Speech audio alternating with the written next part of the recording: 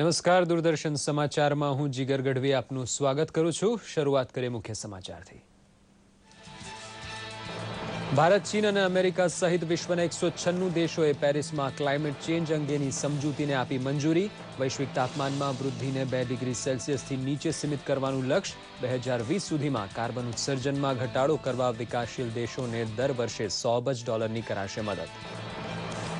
ભારત અને જાપાન વચ્ચે પરમાણુ ઉર્જાના શાંતિપૂર્ણ ઉપયોગ, બુલેટ ટ્રેન, સંરક્ષણ ઉપકરણો સહિતના ક્ષેત્રે થયા કરારો પર હસ્તાક્ષર। પ્રધાનમંત્રી નરેન્દ્ર મોદી અને જાપાનના પ્રધાનમંત્રી શિન્જો એબે વચ્ચે થઈ પ્રતિનિધિ સ્તરની બેઠક। બંને નેતાઓએ વારાણસીમાં ગંગાની પૂજા અને મહાઆરતીમાં લીધો ભાગ। રાષ્ટ્રપતિ પ્રણવ મુખર્જીએ કહ્યું, રાજકીય સ્થિરતા અને સરકારની અનેક પહેલના કારણે કેટલાક દેશો ભારતમાં રોકાણ કરવા ઈચ્છુક। 8% વિકાસદર હાંસલ કરવો સરળ હોવાનો વ્યક્ત કર્યો વિશ્વાસ।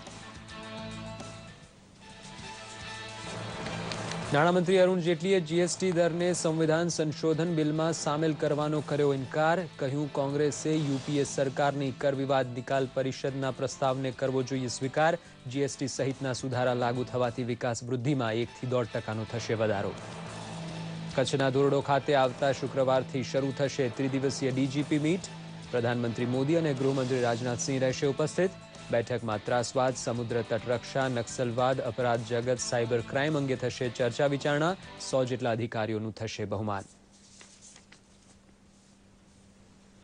જોઈએ સમાચાર વિગતવાર। ક્લાઇમેટ ચેન્જની સમસ્યાના નિરાકરણ માટે ફ્રાન્સની રાજધાની પેરિસમાં 196 દેશ વચ્ચે લાંબી મસલત બાદ અંતે સમજૂતી સધાઈ છે।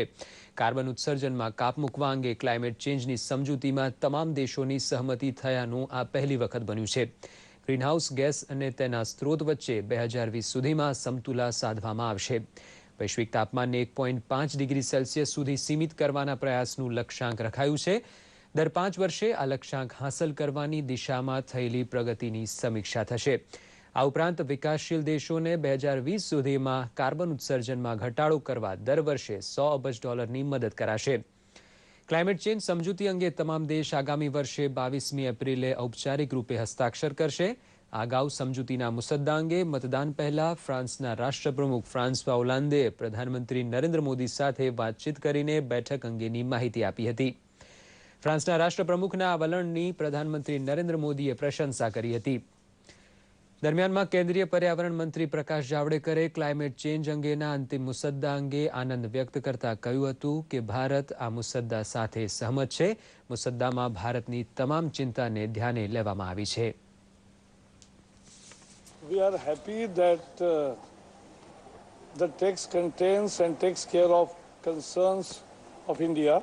More importantly, differentiation for developed countries and developing countries are mentioned in across all pillars of action. More importantly for India, Prime Minister Narendra Modi has always espoused cause of sustainable lifestyle, and he has espoused cause of climate justice, and both have found mention in the preamble of it.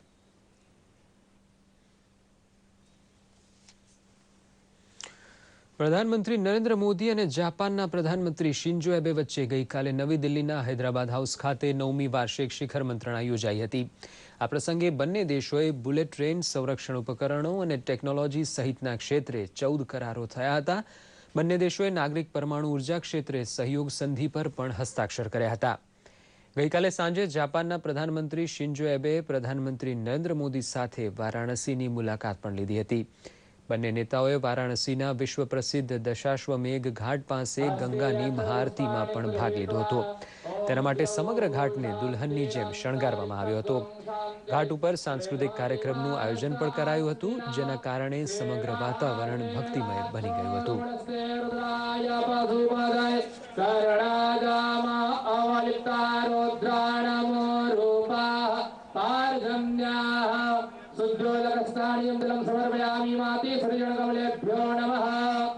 गंध अक्षर पुष्पमा ओम त्वाम गंधर्वा अघोरो स्वामीन्द्र स्वाम बृहस्पति स्वामो भवे सोमोरा पिलवाण स्वागमुच्यता अखंड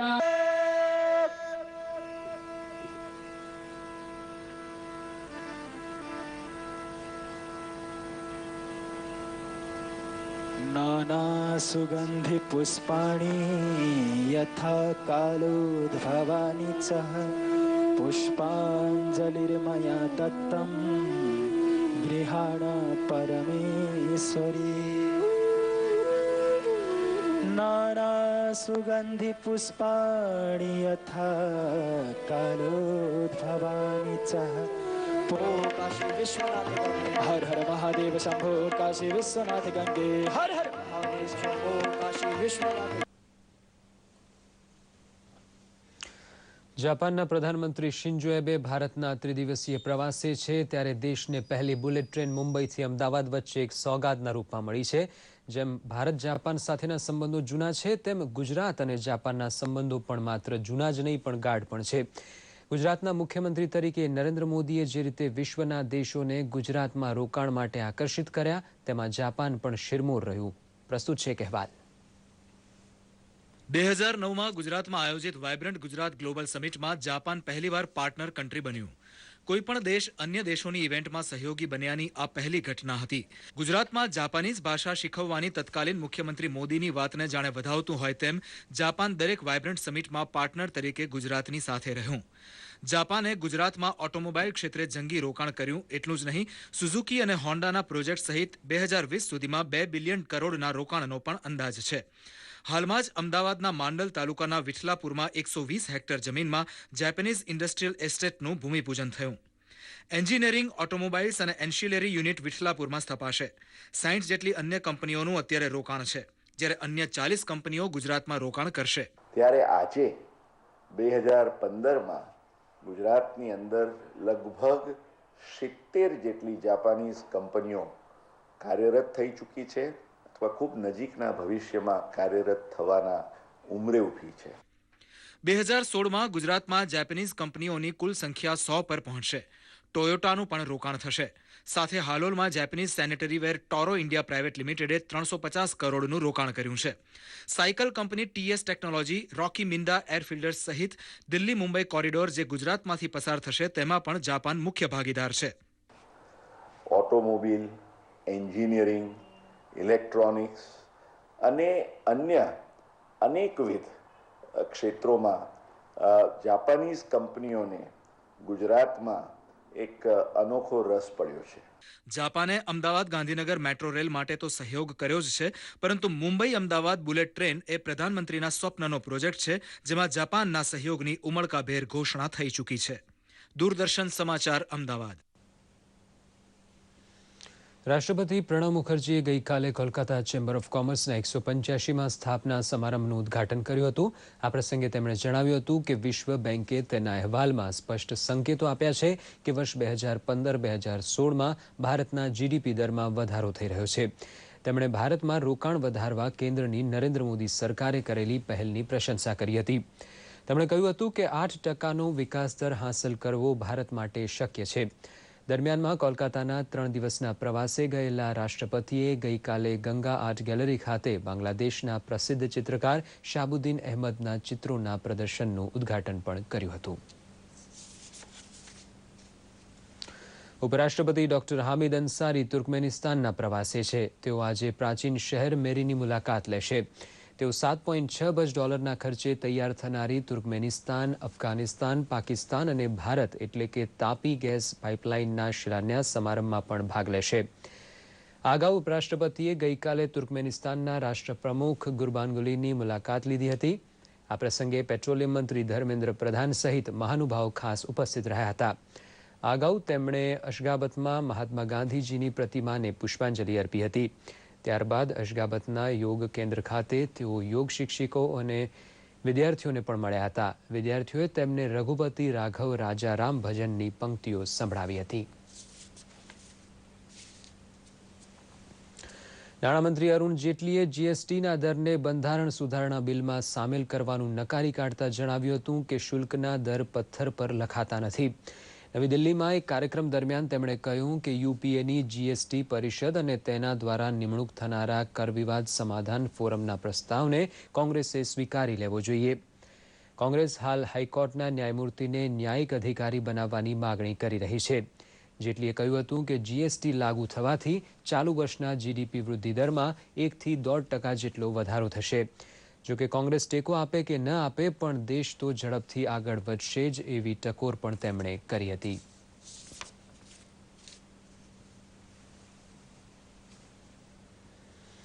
કચ્છના રણમાં ભુજ નજીક ધોરડો ખાતે રણોત્સવની સાથોસાથ વાર્ષિક ત્રિદિવસીય ડીજીપી મીટની પણ તૈયારી પૂરજોશમાં ચાલી રહી છે. પ્રધાનમંત્રી નરેન્દ્ર મોદી અને ગૃહમંત્રી રાજનાથસિંહ પણ આ બેઠકમાં ઉપસ્થિત રહેવાના છે. બેઠકમાં રાષ્ટ્રીય અને આંતરિક સુરક્ષાના મુદ્દે વિસ્તારપૂર્વક ચર્ચા થશે. પ્રસ્તુત છે એક અહેવાલ. કચ્છના જિલ્લા મથક ભુજથી 80 કિલોમીટરના અંતરે ઊભી થઈ રહેલી ધોરડો ટેન્ટ સિટી ખાતે 18 થી 20 ડિસેમ્બર દરમિયાન ત્રિદિવસીય વાર્ષિક ડીજીપી મીટ યોજાશે. પ્રધાનમંત્રી નરેન્દ્ર મોદી અને ગૃહમંત્રી રાજનાથસિંહ પણ આ બેઠકમાં ઉપસ્થિત રહેવાના હોવાથી સલામતીના સંગીન પગલાં લેવાઈ રહ્યા છે. બેઠકમાં તમામ રાજ્યોના પોલીસ વડા ઉપરાંત બીએસએફ, સીઆરપીએફ અને તિબેટ બોર્ડર પોલીસ દળના સુરક્ષા દળોના વડા સહિત 200 જેટલા અધિકારીઓ ઉપસ્થિત રહેવાના છે. બેઠકમાં ત્રાસવાદ, સીમાપારના ત્રાસવાદ, સમુદ્ર તટરક્ષા, નક્સલવાદ અને આઈએસઆઈએસ નામે ચાલી આવી રહેલી નવી સમસ્યાના મુદ્દે પણ ચર્ચા વિચારણા થશે. પબ્લિક સેફટીના લગતાઓ જે મુદ્દાઓ છે આ બાબતની ચર્ચાઓ થશે. બેસિકલી આમાં ટેરરિઝમના ઇસ્યુ હશે, ક્રોસ બોર્ડર ટેરરિઝમ છે, બોર્ડર મેનેજમેન્ટ છે, કોસ્ટલ સિક્યોરિટીના લગતા મુદ્દાઓ છે, નક્સલિઝમના લગતા મુદ્દાઓ છે, નોર્થ ઇસ્ટની પ્રોબ્લેમ્સ છે, કાશ્મીર ટેરરિઝમની વાત છે, દેન રેડિકલાઇઝેશન ઓફ યુથ આઈએસઆઈએસના સંદર્ભમાં કેવી રીતે થઈ રહ્યો છે અને માટે શું પગલાં લેવા જોઈએ, આ મુદ્દાઓ પર ચર્ચાઓ થશે. વાર્ષિક પોલીસ મીટ દરમિયાન સ્થાનિક અપરાધ જગત, સાયબર ક્રાઇમ, મહિલા સુરક્ષા, પોલીસ સ્ટેશનની કામગીરીમાં સુધારા, પોલીસ વિભાગમાં ટેકનોલોજીનો ઉપયોગ, ક્રાઇમ પ્રિવેન્શન, સ્માર્ટ પોલીસિંગ, પ્રજા અને પોલીસ વચ્ચેના સારા સંબંધો સહિતના મુદ્દે ચર્ચા વિચારણા થશે અને વિચારોની આપ-લે થશે. કે સાયબર ક્રાઇમ છે, વિમેન સેફટીના લગતા મુદ્દાઓ છે, પોલીસ સ્ટેશન વર્કિંગ છે, પોલીસ અને પબ્લિકની વચ્ચે કેવી રીતે સારા સંબંધો આપણે બનાવી શકીએ, ક્રાઇમ પ્રિવેન્શન માટે શું પગલાં લઈ શકીએ. ડીજીપી મીટ દરમિયાન આઈબીમાં ઉત્કૃષ્ટ સેવા આપી ચૂકેલા 100 અધિકારીઓને ચંદ્રકથી નવાજીને તેમનું બહુમાન કરવાનું પણ આયોજન છે. દૂરદર્શન સમાચાર, અમદાવાદ. દમણ પ્રશાસન અને મુંબઈ પાસપોર્ટ ઓફિસના સહકારથી દમણ ખાતે પાસપોર્ટ શિબિરનું આયોજન કરવામાં આવ્યું હતું. પાસપોર્ટ માટે દમણ અને દાદરા નગર હવેલીથી 400 જેટલા ઓનલાઈન આવેદનપત્રો નોંધાયા હતા. એક દિવસમાં પાસપોર્ટ કેન્દ્ર મુંબઈના પાસપોર્ટ ઓફિસર દિનેશ કુમારે 140 લોકોના દસ્તાવેજ ચકાસી ફિંગરપ્રિન્ટ્સ લેવામાં આવ્યા હતા.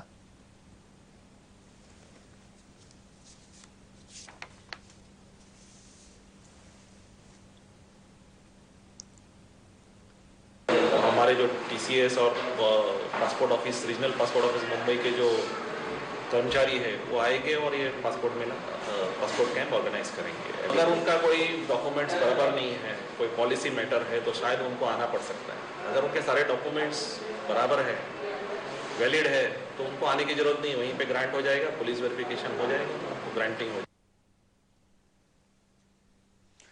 જૂનાગઢમાં નેશનલ ઇન્ટિગ્રેશન કેમ્પ અંતર્ગત 8 રાજ્યોના 650 વિદ્યાર્થીઓએ 10 દિવસ સુધી જીવનના નવા પાઠ શીખ્યા હતા.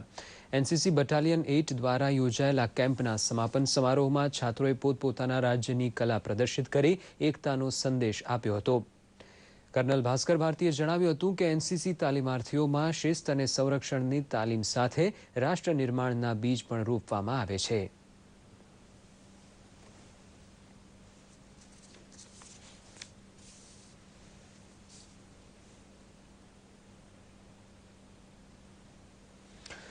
સુરેન્દ્રનગરમાં સ્પંદન ટ્રસ્ટ દ્વારા એક કાર્યક્રમનું આયોજન તાજેતરમાં કરવામાં આવ્યું હતું.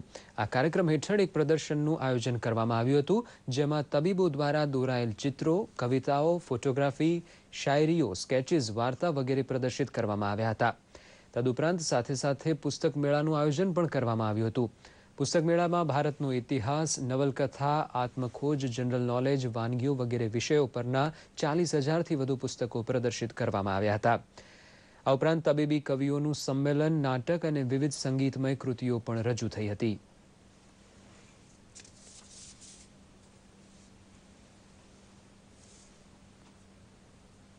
આ સાથે જ આ સમાચાર બુલેટિન અહીં સમાપ્ત કરીએ છીએ. નમસ્કાર.